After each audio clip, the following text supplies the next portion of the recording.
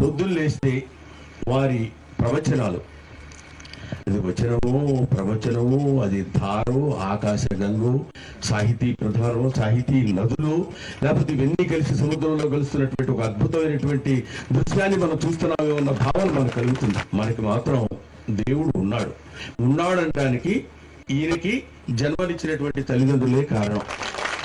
ఎంతో మంది ఆయన ఎక్కడ కనపడతాడో చూద్దాం, ఏం మాట్లాడతాడో విందాం, ఆయన ఒకసారి చూస్తే బాగుండు, ఆయన ఒకసారి ముట్టుకుంటే బాగుండు అనేటువంటి ఎన్ని లక్షల కోట్ల మంది ఎదురు చూస్తున్నారో మనకు తెలుసు. అటువంటి వ్యక్తి కాకినాడలో పుట్టడం మన అదృష్టం, కాకినాడలో పెరగడం మన అదృష్టం.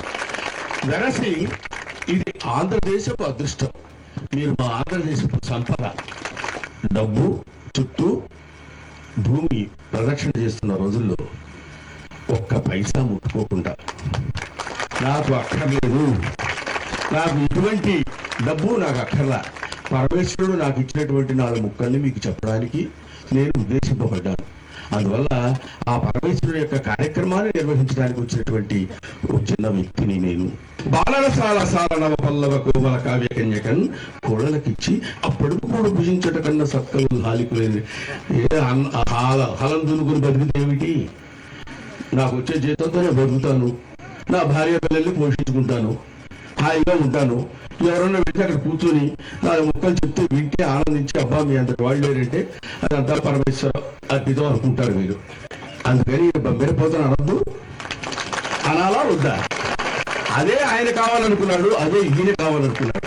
పలికెడితే భాగవతం అంత పలికించేది వాడు రామభద్రుడు పలికిన భావపడుకున్నట్టు ఆయన అంటే నాకు తెలిసిన 4 ముక్కలు చెప్తుంటే ఎంతో ఊపిగ్గా వింటున్నారు అంటాడు ఈయన. ఈయన చెప్పే 4 ముక్కలా అది మన ఓపిక దీనికంటే చాలా గొప్పదని చెప్పడం. ఏది ముట్టుకుంటే, ఏది చెప్తే, ఏ అక్షరం స్పష్టంగా అంతటి విద్వత్తు ఆ భగవంతుడు ప్రసాదించాడంటే, తల్లి ఆయన అంటాడు, నిన్ను కన్నది కానుపు రామా అని. శ్రీరామచంద్ర రామదాసు, నిన్ను కన్నది కానుపు రామా, నిన్ను కన్నది కానుపు తండ్రి.